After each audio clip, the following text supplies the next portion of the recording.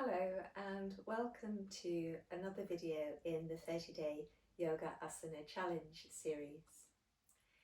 Today we will be looking at the Supta Hasta Padangustasana series of 3 different practices, one after the other. And these are the supine hand to leg asana, or as we would often just say, stretches. And in the versions 1, 2 and 3 of Supta Hasta Padangustasana, we open the back of the leg and then the inside of the leg and then the outside of the leg. And so together with opening the muscles of the leg, we will be opening and releasing the hip joint as well. And although we might be very used to leg stretches, we need to be aware in working with these practices in the yoga that they can be relatively strong on the hip, and we want to make sure that we're working comfortably, listening to our own bodies all the time and not overworking, not over opening the hip joint that it might be uncomfortable afterwards. Where we might think of these as simple leg stretches, a hamstring stretch, an inner thigh stretch, an outer thigh stretch, and the practices are that. Where we're looking at them in terms of being yoga postures, how do we turn a stretch into a yoga asana? And I think the answers to that lie in 2 or 3 key areas. One is that the spine throughout the work should be well integrated in the movement. Although stretches are quite slow, they're nevertheless a very slow movement. And sometimes when people are opening their legs and their hips in very intense stretches, a lot of tension comes into the spine arches, neck arches. And sometimes the leg may pull the spine or wrench the spine in different directions. And ideally, as we're practicing, we check in with our spine quite a lot, making sure that it's staying relaxed, and that we also integrate the movement of the stretch in the leg and at the hip with an alignment through the spine. So there is a connection of strength. There's quite a lot of core strength involved in really keeping the spine aligned whilst the leg comes into various strong positions.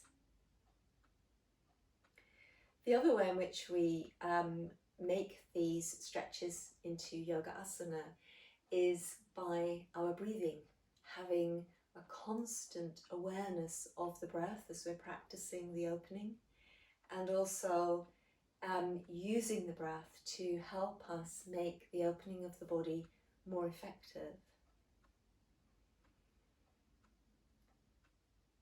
We can as well just try to keep the mind very quiet as we're working, allowing the mind to rest within the body, to be within the shape and the space of the body, and to observe the energy that is released through the body as we release tension from the hip and leg area, or our areas of the body where we exert ourselves, where we sometimes put ourselves under quite a lot of pressure to be places, to stand on our own two legs, to make progress. Even at the sort of metaphorical, symbolical level, our legs are often involved in striving and a lot of effort and strain. So again, if we can just let the mind be quiet and observe what happens when we allow the legs and the hips to relax, that this will also turn these, what are essentially stretches, into yoga postures. Today it will be useful to have a strap, a yoga strap, and if you haven't got a yoga strap, a resistance band would probably be useful instead. Alternatively, if you have a scarf or a towel that you can loop over your foot, just essentially to make your arms longer so that there's less strain with reaching towards your legs.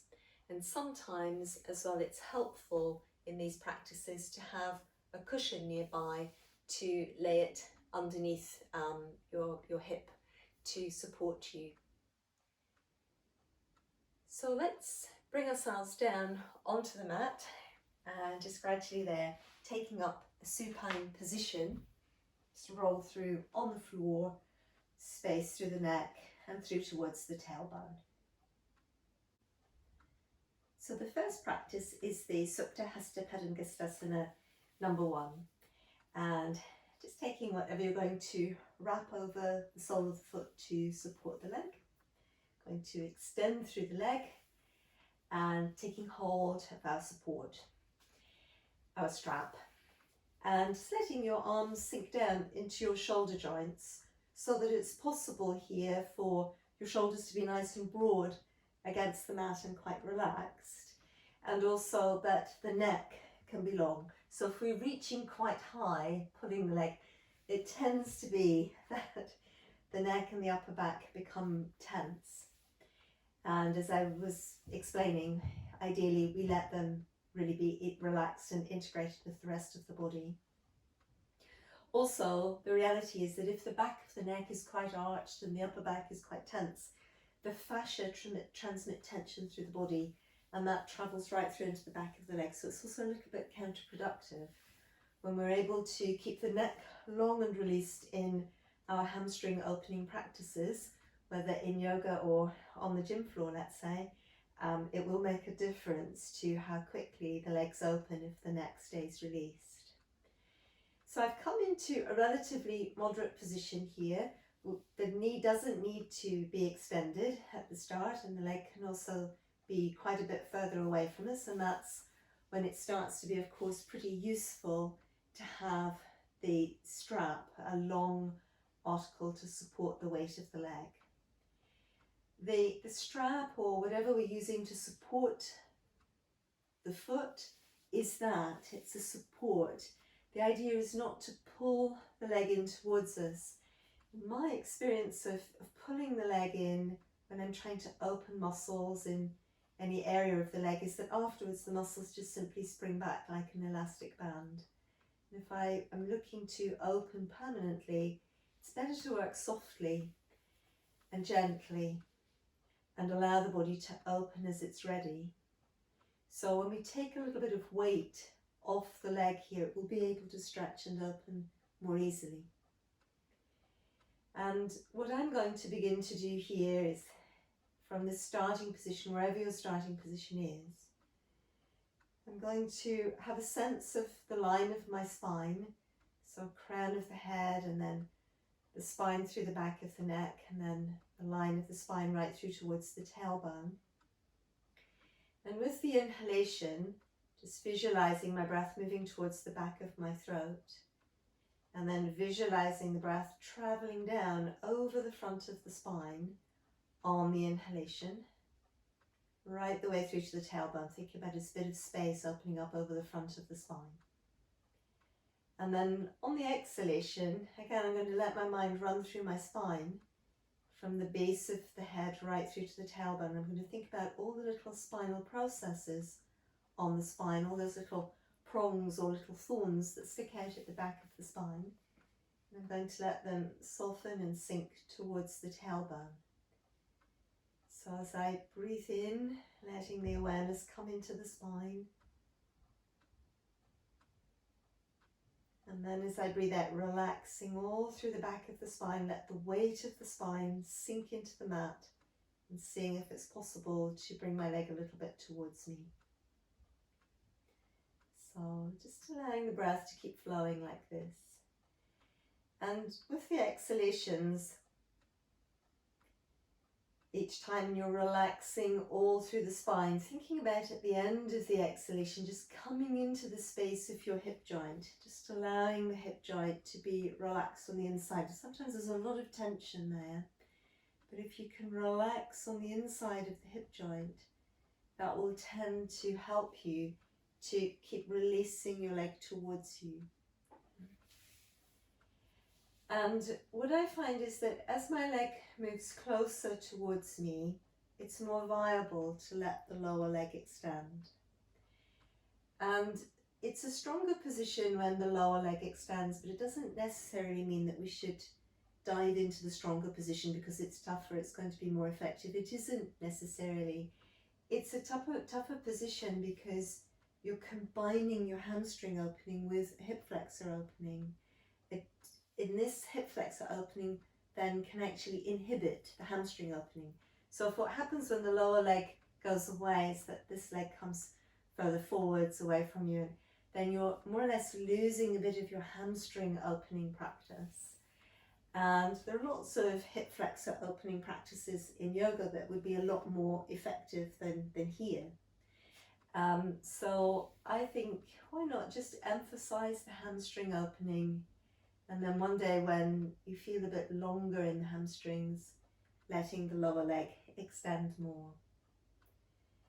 And it's always helpful as well as you're breathing in and bringing that space down over the front of your spine. If you let one knee, this raised knee bend, a little bit soften out of what is your point where you feel your stretch begin. And then again, breathing out to relax your spine, relax the weight of the spine into the mat, and open a little bit through the back of the leg. Just breathing in and breathing out, relaxing the spine, keeping easy through the inside of the hip joint, and just a little bit moving through into that leg. So now that's quite a few breaths in the Supta Hasta Padangustasana 1. And then let's allow that lower leg to extend now. And we're going to think in terms of moving our strap or our support into the other hand, the same hand as the leg. So rather than in two hands, in one hand. And then the leg can move out towards the side. Now this is the point at which it might be helpful or useful to have a cushion or a pillow, as I was mentioning before. And that's where, if you tend to have hip joints that are not so happy to open out to the side, you could put a little bit of support in underneath the outside of your hip joint. So that would be just right there. And then as your leg comes to the side, there's something underneath it so that you're not feeling that dragging feeling that many people feel as they try to open the leg to the side. Again here, we need to bear in mind that the very top of the muscles on the inside of the leg are attached to the front of the spine. So as the leg goes to the side, often what happens is that people's whole spine goes with them. And yes, of course the leg gets closer and closer to the floor, but that's partly because the hips are lifting off the floor on the opposite side. It's just a counterweight. So if we're really looking to open up the muscles on the inner thigh, then I would advise going a little bit slowly and also keeping the spine quite long. Now if you get a nice push towards the lower heel, tuck your tailbone under and direct your sacrum towards that lower heel. That really works on anchoring your spine. You have to probably keep renewing that for most people in order to keep the hips and the spine in position. And again, if I work with the breath, if I visualize the breath pulling down over the front of my spine, opening the front of the spine. And as I breathe out, let the back of my spine soften, but also lengthen towards the tailbone, and let that connect into the lower leg towards the heel. And if I engage my abdominal muscles down and back at the same time, that will help me to release the leg to the side. Now it's also the case that when this knee on the other side is really straight, it's going to be harder to lengthen away to the side. So what I will do at the same time as I'm breathing in and opening the front of my spine is just let my knee bend a little bit on the working leg side and release over. Now in the end, we're all going to be inhibited in these positions by the shape of our hip joint. And what we're aiming to do here is to open the thigh muscles rather than wrench the structure of the hip joint. And we need to be careful coming in that the hip joint is staying intact. We're not over opening the joint. And again, we'll have a clue about that by the way in which we're able to keep our pelvis in line. If the pelvis is really tipping across, then it will be that we're not really maintaining that alignment.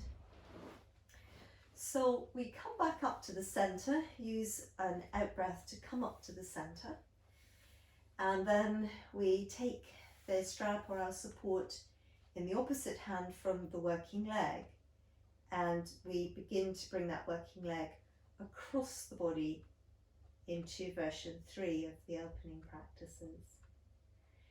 Now here it's usually helpful to counterweight the leg as it comes across with your arm out on the opposite side. And one of the things that tends to happen in this position is that people let the leg drift away, and then obviously it can come down quite easily. We've really lost the effective opening. If we're really looking to open the muscles on the outside of the hip and the outside of the thigh and across the lower back here, we've lost that when we let the leg drift away from our chest. And it's much better, in my opinion, to just allow the knee to bend, to keep the thigh coming along out at the level of the hip joint, and just let it be a little bit more bent. This one is probably the hardest of all three. And again, it's another one where people often make the mistake of thinking that, oh yes, that they're going lower and lower and lower. But actually they're not really opening the leg terribly effectively if the hips have just come with them. And also sometimes if that happens a bit dramatically, it's quite a wrench on the lower back and the structure of the lower spine with the weight pulling dramatically on it like that. So again here, it's very key to keep the inside of the hip joint quite free and released. We've just opened it going into the other side. So if you let your knee bend and a little bit and you feel that the thigh bone here is able to stir in the hip joint, or you're able to keep it released. And then as you're ready, just breathing in, getting that space through your spine, and breathing out, see if you can possibly keep the back of your hip, in this case the right hip, in contact with the mat as the leg moves towards the left. And then on the exhalation, and then again as you're ready, let your spine open and lengthen, allowing your knee to bend, releasing a little bit through the inside of your hip joint. And then once again, as you breathe out, let your spine sink into the mat, sink back as much as possible, lower abdomen engages. Now, where you feel the opening is on the outside of the leg, outside of the hip. But although the opening, that's where you feel it, you need to lengthen. At this moment, the active lengthening for me is coming from the inside of my hip to the inside of my knee to the inside of my heel. And I'm more or less still able to keep my right hip anchored, but for a lot of people they'll be needing to lift that away before now. So the hip does come away, but just a little. So every time I let my hip release away on the in-breath, as I try to find space over my spine, into my hip joint, outside and inside, my hip might come away from the floor a little. As I breathe out, I try to anchor the hip back again. And as I say, this is an intense opening, and perhaps we might feel ready to come out of it now. And I'll engage the abdominal muscles and then breathe in to come back. And then just bearing in mind that even if you've tried to hold the hip down, you have gone into a mini spinal twist. And as you come back, just let the spine reorganize itself gently all the way back to the top of the position. And then personally, after all that stretching, I'll fold the leg in and then just let it slide away rather than lower it straight down to the floor. So that's the first side, and then it'll be time to look at the second side. So just as you're ready, preparing for that second side, and then we take a different breath emphasis. So on the first round, we were obviously thinking about the breath moving over the front of the spine, and on the exhalations, relaxing the back of the spine. And there are all kinds of different breath practices that we can use, but we'll look at just another one now. And this will be a breath where we're trying to find lots of space inside the trunk. And that will as well help us to release the leg muscles. So with this one as well then, just allowing the leg to come up, so your knee is more or less above your hip joint if you can, and letting your knee bend as it needs to. And then once you feel that you're aligned with space through the spine, and even weight, right shoulder, left shoulder, right ribs, right hip, left hip, then just beginning to activate the practice. So check in with the insides of the hip joints again here, that they're relaxed, actually both sides. And with this breath practice, we're going to, from the base of the throat, just visualize our breath moving out across the chest, out towards the behind either of the collarbones, out towards the shoulder joints, and then back towards the shoulder blades. And then visualizing the breath, that it's widening the ribs away from the breastbone, widening into the space beneath the shoulder joints, and back into the rib cage, sort of around the base of your shoulder blades, creating a bit of space in between the shoulder blades. And then feeling that your breath is able to really widen your floating ribs, and then also back into the base of your rib cage. And then still with the exhalations, just letting your spine relax, sink into the mat, but also broadening your shoulders and your ribs and letting them sink into the mat. And then, with the next breath, letting your knee bend and just checking in that your hip joints are relaxed. And again, the breath widening out behind your collarbones and out to the shoulder joints and back, and widening out right down through the rib cage and out to the sides and then back. And then also just thinking about the breath in the back of your waist, widening your waist muscles away from your spine. And also thinking about the breath widening your sitting bones away from your tailbone. And then as you breathe out, relaxing your whole spine into the mat, tailbone right through to the base of your neck. And feeling the back of your shoulders, ribs, waist, hips sink into the mat. Now, even though your lungs are obviously not going down as far as your pelvis, because when the breath comes into the body, there's an expansion into the abdomen and a little bit of a displacement of the organs, and that displacement continues on through into the pelvis. As we breathe in, there is a literal widening of the space between our sitting bones away from the tailbone.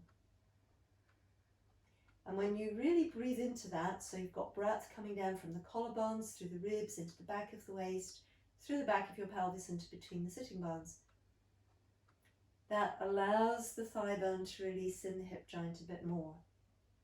And then again, you just relax the whole of your back and your spine into the mat and see if the leg will move towards you. So we create space. And we breathe out and relax into the space. Yeah. And again, this keeping the hip joints easy is key. So last breath here.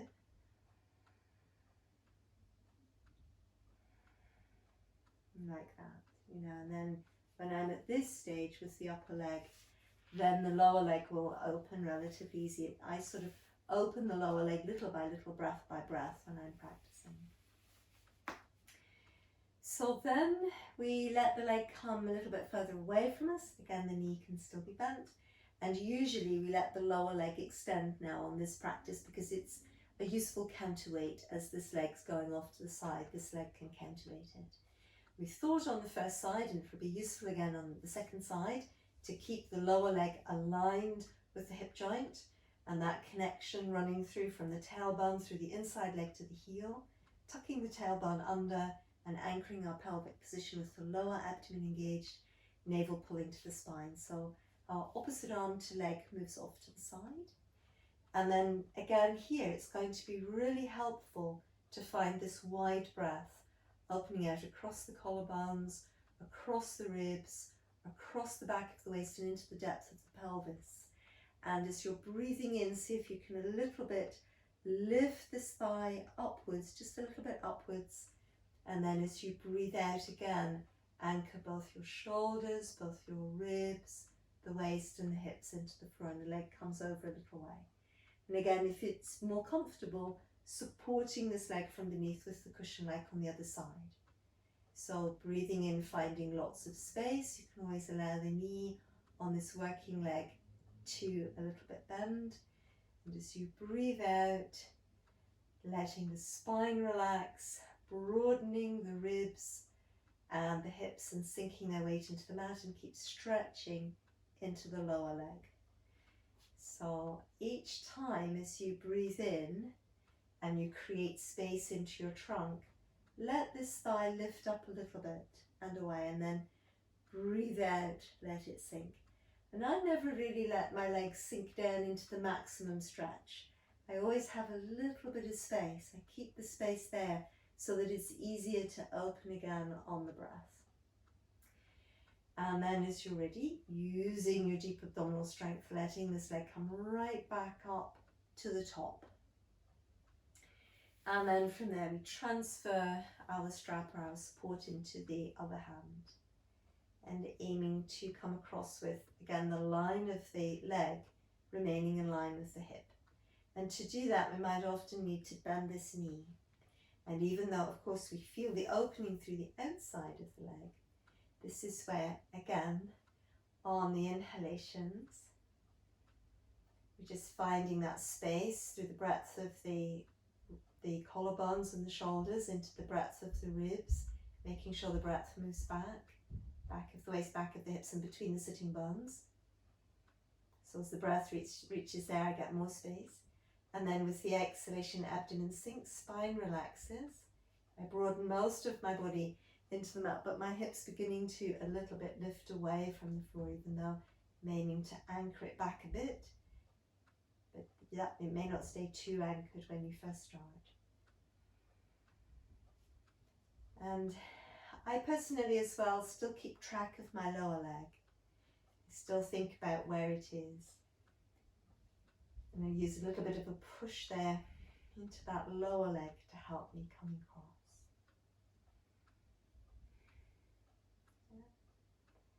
And then once the leg is lowering quite far, this lower hip, this under hip will be coming away. Just at the start, you know, you're trying to keep it down. But again, when you very first start trying to keep the hip down, it won't stay down at the beginning. It will still lift up even at the beginning a little bit.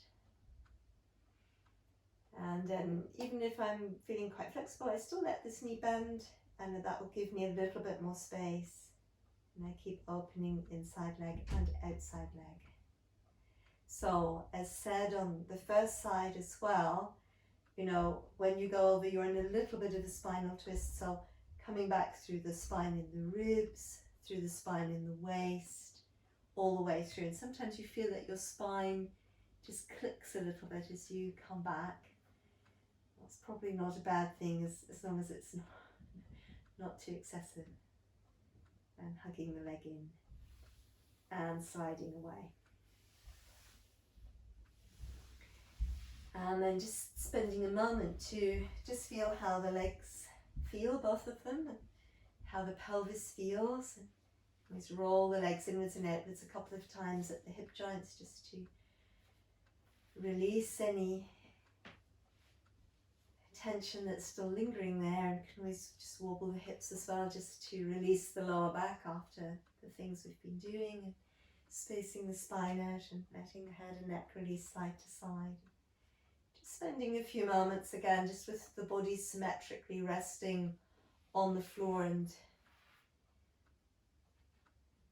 completely supported, just to again observe the breathing as you breathe in. Again, just now that the body's in stillness, have a sense of observing the breath in the mind's eye, travelling down over the front of the spine to the tailbone. And as you breathe out, again, allowing the spine to relax, the back of the spine to soften. And just seeing if you can, as you soften the spine, have a connection of softening, travelling and transmitting through the pelvis into the legs.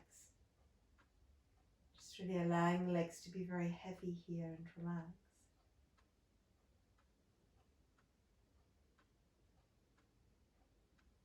And gradually as well on those exhalations, allowing the shoulders to really broaden out against the mat, and the ribs as well, and the hips. And again, still potentially that connection into the legs.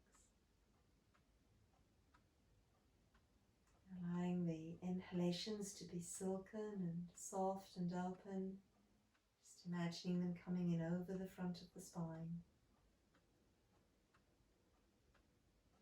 And then on those exhalations, just allowing your whole spine to rise.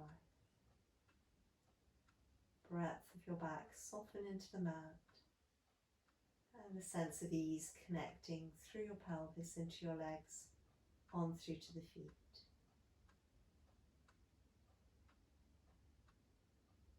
Spending a few moments to observe here the energy that there may be in the feet, observing the energy from the inside, any tingling, any warmth that there may be in the feet. Observing through the legs, through the volume of the legs, again, any warmth, any tingling, life energy from the inside of the legs. And then on through the trunk and towards the spine, just again observing from the inside the energy, any warmth, any tingling. Being aware of the shoulders, on into the arms and through into the hands. Just observing through the shoulders and the arms and the hands from the inside, the energy, the life energy. Any tingling in the hands. Bringing the awareness through towards the throat, connecting with the throat, and any lightness, any softness that there may be in the throat, and the energy of the breath moving through the throat.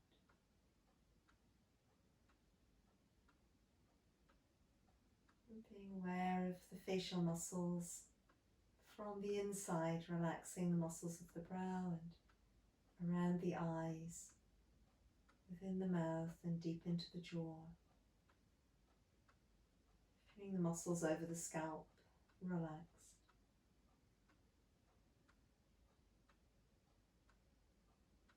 From the crown of the head right down through the body as you breathe in, allowing the awareness to sweep through and to connect everywhere.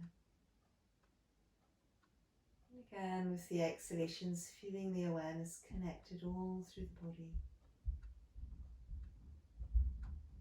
Just imagining that the whole body can breathe in and the whole body breathe out here.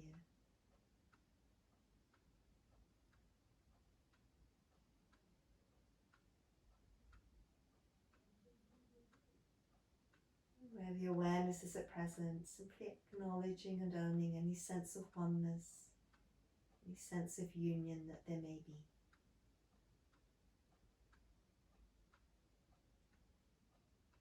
Allowing the breath to adjust in length and speed. Gently and slowly bringing a little bit of movement back into the body, into the toes and into the feet, into the fingers and into the hands. And just gently let the head and neck turn towards one side and then center again and off to the other side and then center again. Let the arms and the legs roll back in towards the center line and reaching a stretch upwards, reaching a stretch downwards, feeling the muscles engaging again all about the spine, all through the back, into the arms, into the legs. And I can always hug the legs in and towards us and circling the hips on the mat there 2 or 3 times one direction. And then also 2 or 3 times opposite direction.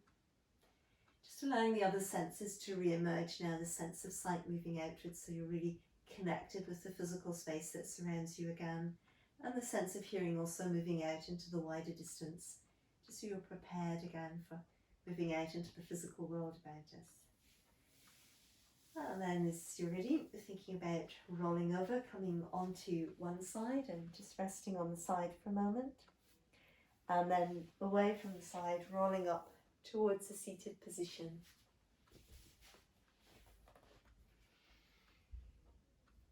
Om Shanti Namaste. I hope you've enjoyed watching this video and just thinking about how it's possible to integrate opening the legs with the rest of the body. And of course, when we come up into the big standing postures, the openness in the legs needs to be connected with the openness through the spine and the trunk of the body, because otherwise those big standing postures and the big balances, none of them will really work. Of course, opening our legs, opening our hips, opening our hamstrings is something we just need to keep coming back to time and time again. But these practices that I've demonstrated in this video, I think are very effective. It's incredible how effective breathing is for opening the muscles of the hips and the legs. Thank you for watching. Hope to see you again soon on this channel.